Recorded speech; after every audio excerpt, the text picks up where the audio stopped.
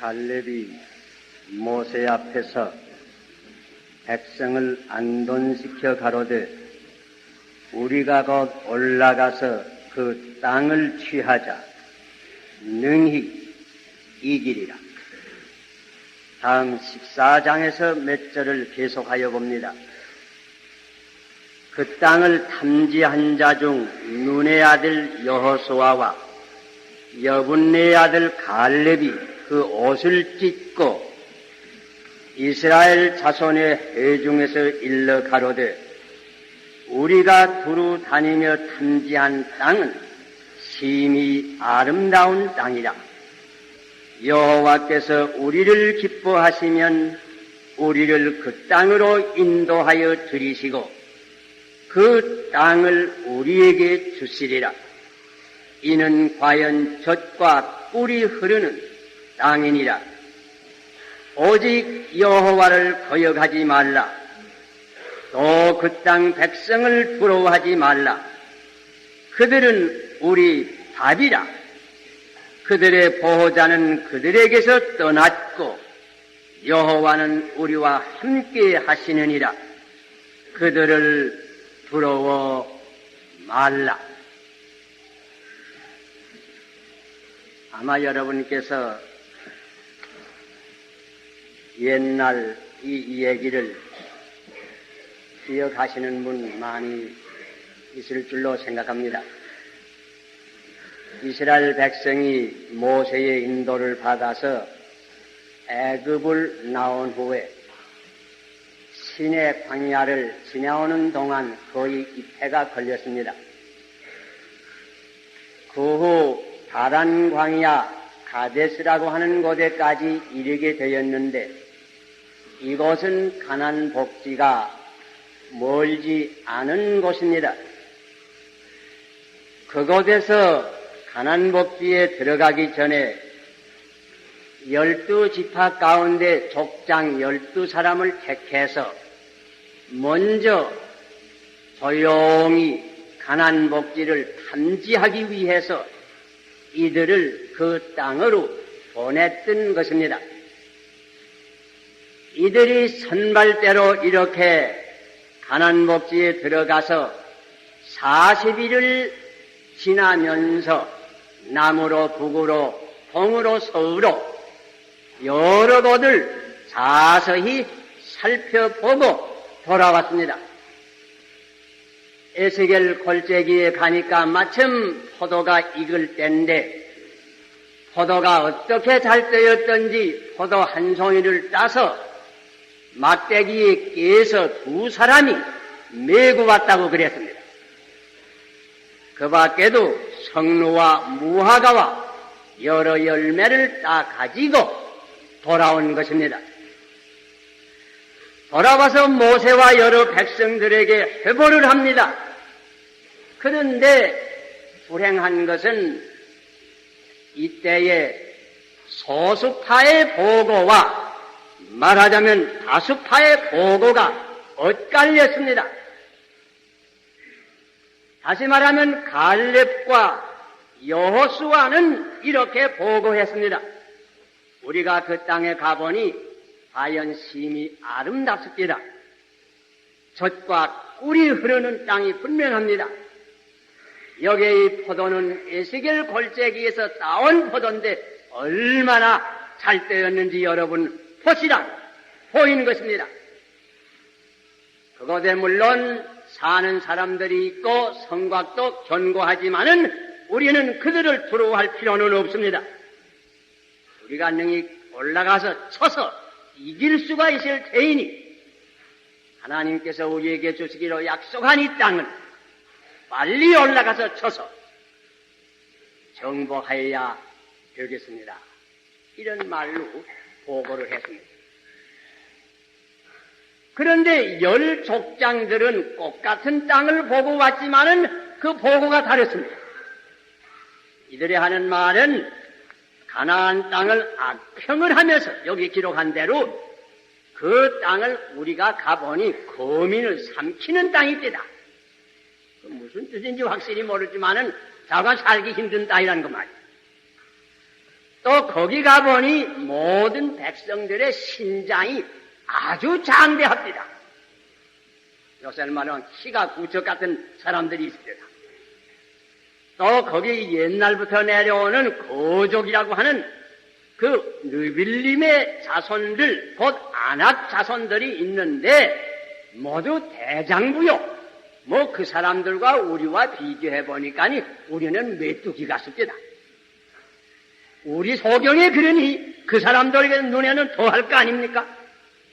우리가 절대로 올라가서 그 백성을 쳐야 이기지 못합니다. 못 갑니다. 열 족장은 이렇게 보고를 합니다. 이렇게 엇갈리는 보고를 들은 그때의 무리들은 갈렙과 여호수아의 말보다도 열 족장의 말이 더 귀에 들어온 모양입니다. 그래서는 밤새도록 대성 통곡을 했다고 했습니다. 우리가 애굽을 떠나서 여기까지 겨우 왔는데 이제는 가나안 복지 들어도 못 가게 되시니 어두 가도 못하고 이것을 어떻게 한단 말인고. 그러면서는 모세를 원망하기 시작하였다고 했습니다. 무엇하여 우리 여기까지 끌고 왔는가. 그뿐만 아니고 그 다음에는 무슨 운동이 일어나는 거 아니. 아무래도 가나안 복지도 못 가고 광야에서 늘 살 수는 없으니 이제는 애굽으로 돌아가자. 딴 장관을 세워서, 딴 지도자를 세워서 애굽으로 돌아가자. 이런 운동이 일어났습니다. 그러니 모세는 기가 막힐 거 아닙니까? 여호와 앞에 가만히 엎드려 기도했다고 그랬습니다. 하나님께서 그 백성의 믿지 아니하는 것을 보시고 진로 하소서 그 백성을 광야에서 멸하시고자 하였지만은 모세가 이 백성을 불쌍히 여겨달라고 간절히 기도하는 가운데서 하나님께서 그들의 죄를 용서해 주셨습니다. 그러나 그 결과가 어떻게 되는지 압니까? 가나안으로 들어가지 못하고 그 광야로 다시 되돌아오면서 그때부터 38년 동안이나 가나안 박지에 들어가지 못하고 광야에서 패해하게 되었습니다. 뱅뱅 돌게 됐습니다. 그동안에 어떻게 되었는지 압니까? 애굽에서 나왔던 장년들은 다 광야에서 쓰러졌습니다. 죽었습니다. 새로 난 새 세대와 그 가운데 가나안 복지에 곧 들어가자고 주장하던 갈렙과 여호수아만 38년 후에 가나안 복지에 들어가게 된 것입니다.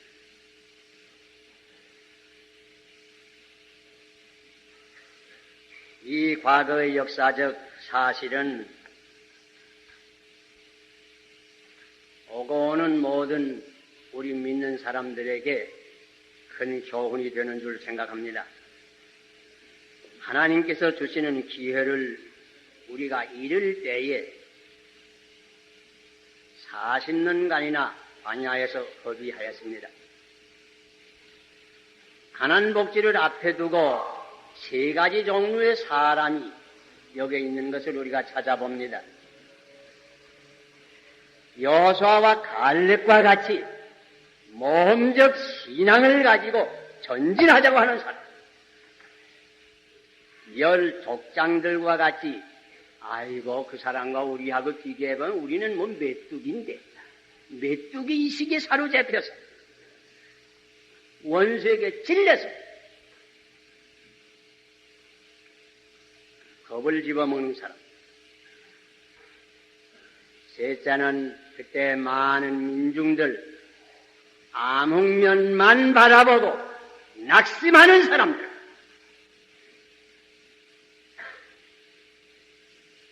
가나안 복지에 들어간 사람은 갈렙과 여호수아 두 사람밖에 없었습니다. 그리고 새 시대가 일어나서야 들어갔습니다. 이 진리는 언제나 같은 줄 압니다. 가난복지는 여러 가지 의미로 우리가 생각할 수 있습니다. 개인적으로 생각할 때에 무슨 좋은 사업을 경영할 때 혹은 성공으로도 우리가 이것을 생각할 수 있습니다.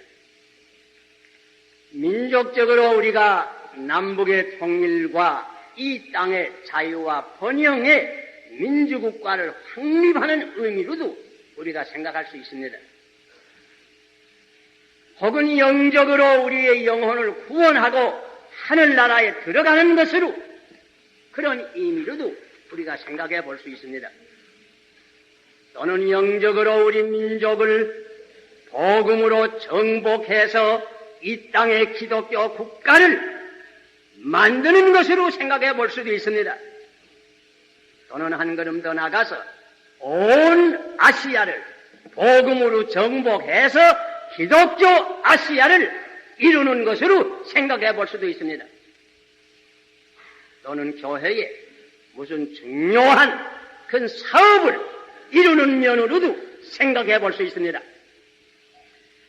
어떤 의미로 생각하든지 가난복지를 정복하고 쟁취하는 데는 반드시 난관이 있는 것입니다. 없는 게 아닙니다. 안악자손이 없지 않아 있는 것입니다. 장애가 있습니다. 견고한 성들도 있는 것입니다.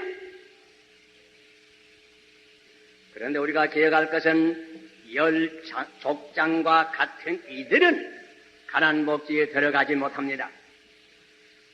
난관을 당할 때 이것을 과대평가합니다. 자기 자신을 넘어 과소평가합니다.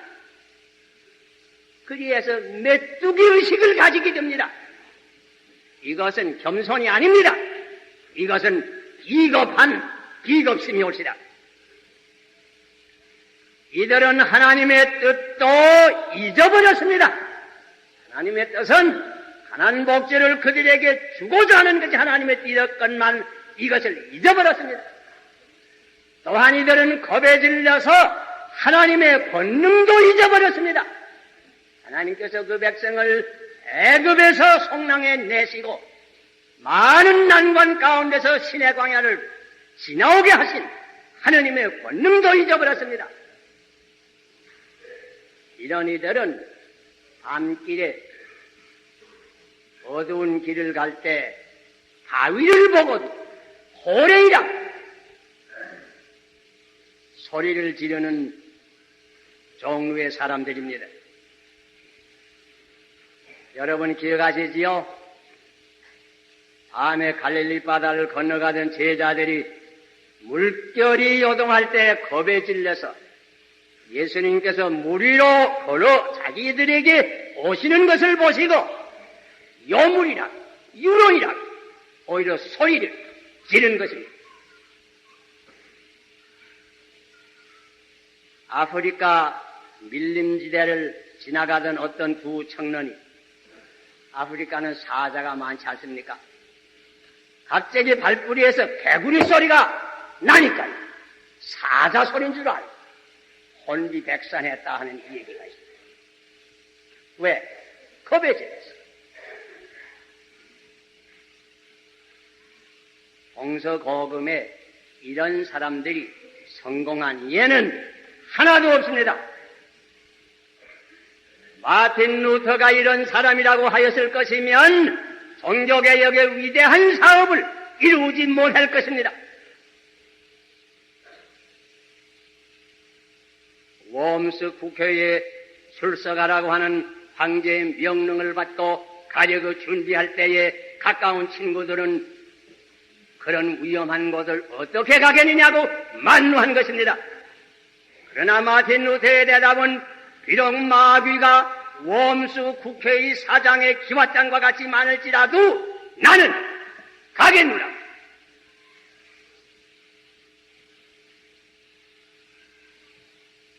이순신 같은 장군이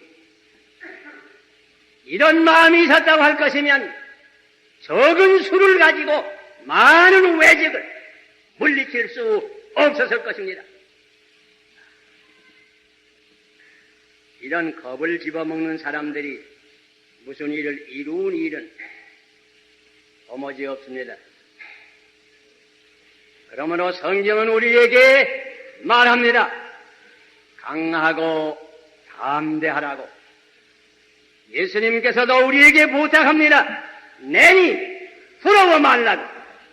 주님께서 같이 하시니 부러워 말라고. 참된 신앙, 공포심을 극복하는 것입니다. 여호와는 나의 힘이시니 내가 누구를 부러워하리요. 참된 신앙, 모든 공포심을 제거하는 것입니다. 또 이때에 많은 무리들처럼 낙심하는 사람은 가난 복지에 들어가지 못합니다. 이들은 방명면에 대한 얘기는 듣지 아니하고 암흑면에 대한 얘기만 듣고 암흑면만 바라보는 것입니다. 젖과 꿀이 흐르는 땅이 있건만은 그런 보고를 들었지만은 그런 보고는 귀에 들어오지 않았습니다. 거미는 생긴다. 이런 말만 귀에 들어왔습니다. 하느님의 뜻도 잊어버린 것입니다. 무엇하려 하나님께서 자기들을 애굽에서 구원해 내서 거기까지 인도하였다고 하는 하나님의 뜻도 잊어버린 것입니다. 이런 이들은 흔히 원망합니다. 이런 이들은 흔히 뒤를 돌아봅니다. 낙심합니다. 낙심하는 사람이 성공한 예는 동서고금에 하나도 없습니다. 콜럼버스가 대서양을 횡단할 때에 많은 선원들은 반대를 했습니다. 낙심해서 반대했습니다. 콜럼버스까지 낙심했다면 세대룩을 발견할 수 없었을 것입니다. 욥이 그 많은 환난 가운데서 낙심했다면 최후의 큰 축복을 받을 수 없었을 것입니다. 낙심하는 사람들, 성공한 예는 하나도 없습니다. 제가 어떤 책을 보니 아마 미국에서 된 일 같아요. 어떤 광산을 찾아보는 과학자들이 어떤 산맥을 가보니 거기에 꼭 금이 날 것이 뚜렷이 보입니다. 그래서 이 산을 파면 반드시 이 산에서 금이 나갔는데 이것을 파보자.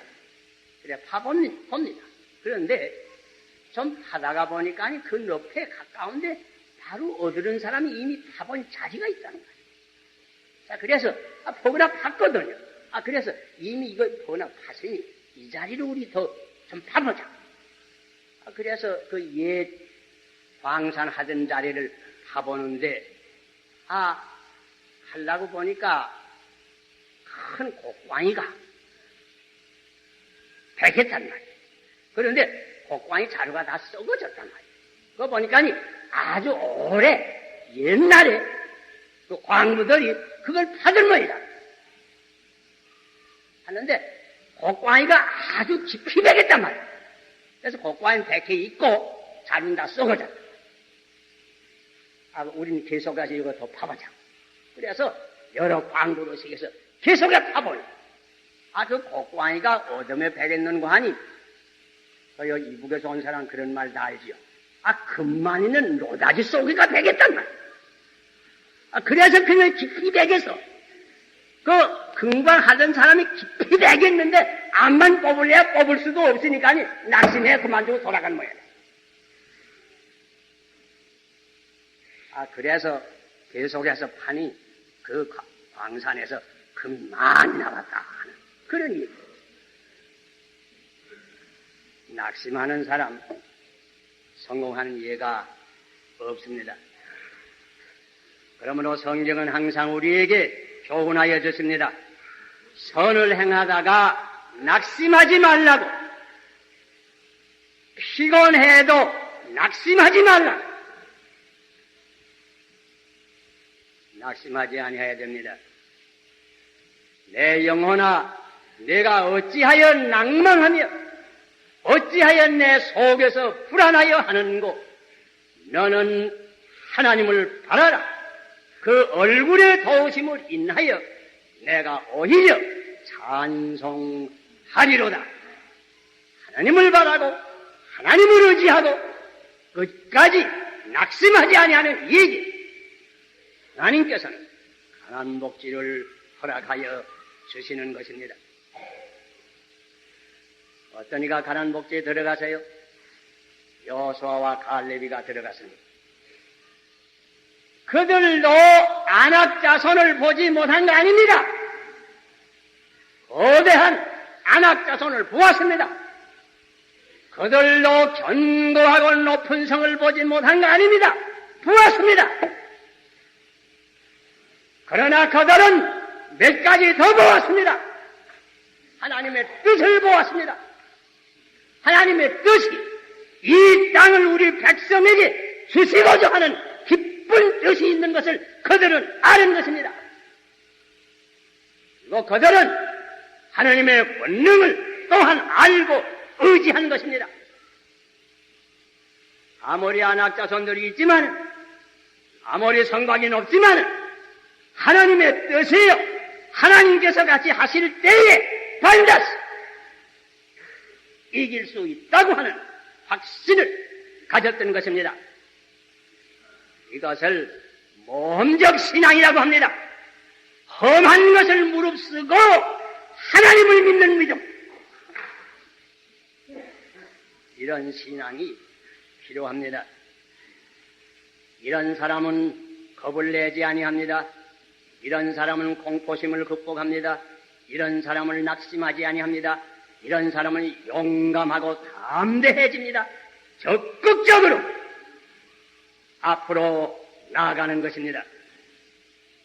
이런 이가 가난 복지를 전취하는 것입니다. 모험적 신앙이 필요합니다.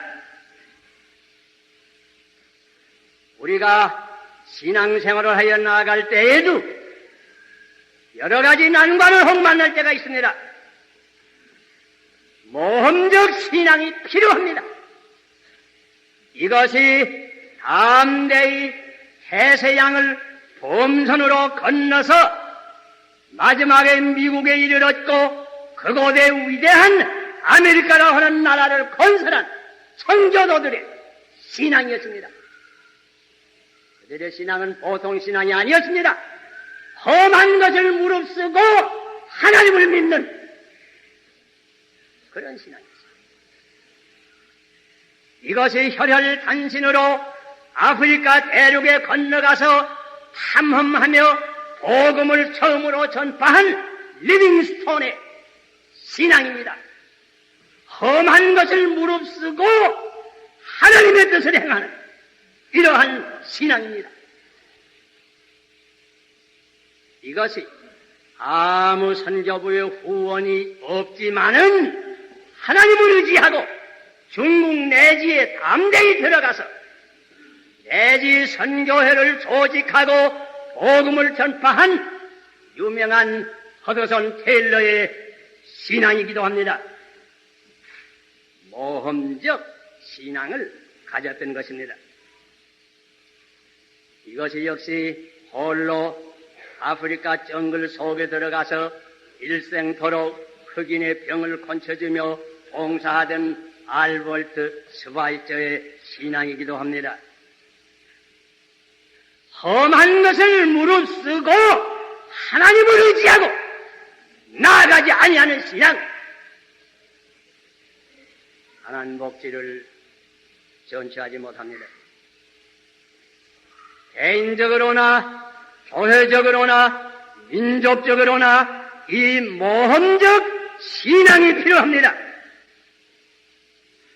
특별히 청년들, 보람 있는 생활을 여러분이 하기를 원하면 이 여호수아와 갈렙의 신앙을 배우시기를 바랍니다. 이 세상은 언제나 잔잔한 거울 같은 물결이 흔들리는 잔잔한 바다는 아닙니다. 때때로 파도가 높습니다. 그러나 하나님을 의지하고 험한 것을 무릅쓰고 나아가는 신앙이 참된 신앙인 것입니다. 죽음은 최대의 모험이 올시다. 이런 신앙을 가지니라야 사실 하늘나라에도 가는 것입니다.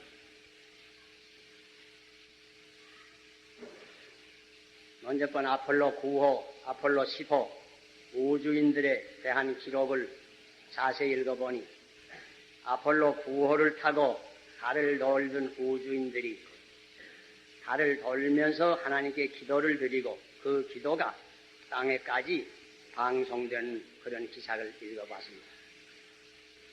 이번에 아폴로 15를 타고 역시 달에 가까이 가던 그 우주인 한 사람은 특별히 자기가 다니는 목사님에게 자기가 평소에 늘 잊지 아니하고 기억하던 성경절을 전해달라고 하는 그 방송을 달 가까이 있으면서 하였다고 하는 그런 기사를 읽어보았습니다.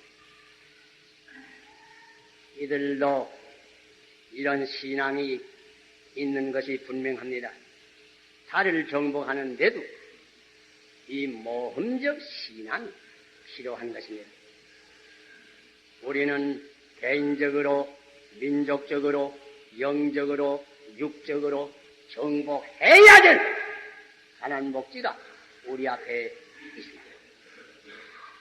이 가난 목지를 전치할 수 있는 이는 이 모험적 갈렙과 여호수아의 신앙이 필요합니다. 기도합시다.